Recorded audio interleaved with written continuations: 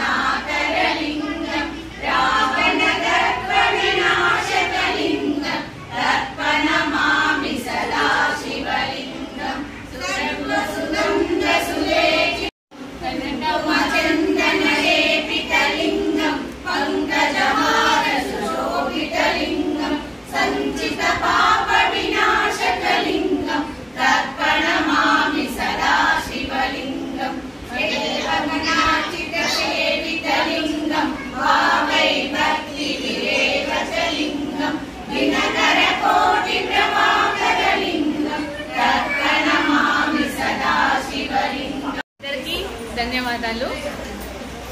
ఉమా పార్థివ లింగాలు చేయడానికి మన దగ్గరికి ప్రతి ఒక్క గ్రామానికి కూడా కాశీ నుండి మనకి పుట్టమండి వారు పంపిస్తున్నారు. పుట్టమండి తీసుకొచ్చి మాకు ఇచ్చినందుకు ధన్యవాదాలు అందరికీ కూడా.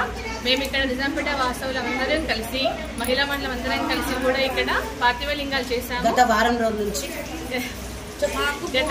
అట్లా చెప్తే